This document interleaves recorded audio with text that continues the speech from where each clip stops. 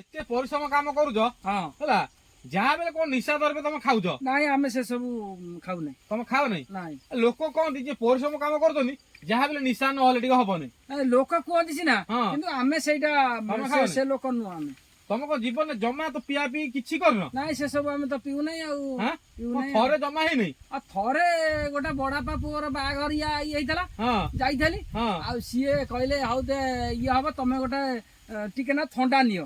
ଥଣ୍ଡା ମତେ ଦେଇଦେଲେ। ଆଉ ତମେ ବିଶ୍ୱାସ କରିବ ନାହିଁ, ବିଶ୍ୱାସ କରିବ ନାହିଁ, ମତେ ଥଣ୍ଡା ଦେଇଦେଲେ। ଆଉ ବୁଝିଲ, ଥଣ୍ଡା ଟିକେ ପିଇଦେଲି। ଆଉ ବୁଝିଲ, ଥଣ୍ଡା ପିଉ ଧୀରେ ଧୀରେ ମୁଣ୍ଡ ଝାଙ୍କିଲା। ଆଉ ମୁଣ୍ଡ ଝାଙ୍କିଲା। ଆଉ ବୁଝିଲ, ଯେତେବେଳେ ଝାଙ୍କିଲା ବାତି ହେଲା। ଆଉ ବାତି ହେଲା। ଆଉ ବାତି ହେଲା, ସେଠୁ ମୁଁ କହିଲି କଣ କରିବି, ଆଉ ତ କିଛି ଆଉ ଚାଲି ପାଇଲି ନାହିଁ।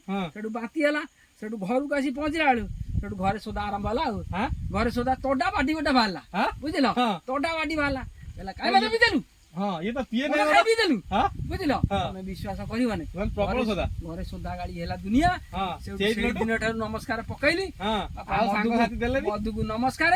ଆମେ ଚାଷୀ ମୂଲିଆ ଲୋକ, ଆଉ ଆମେ କାହିଁ ସେରାକ, ତମେ ସିନା ଦିନେ ମଦ ଦେଇଦେଲୁ, ଦିନେ ମଦ ଦେଇଦେଲ, ତାପରକୁ ଆମେ ମଦ ପିଇଲେ ଅଭ୍ୟାସ ହେଇଗଲେ। ସେଗୁଡାକ ଆମେ ପଇସା ରୋଜଗାର ଥିଲେ ଚଳେଇବୁ ନା, ଆଉ ଆଣିବୁ ନା, ଆଉ କୋଉଠୁ ଆଣିବୁ କହିଲ?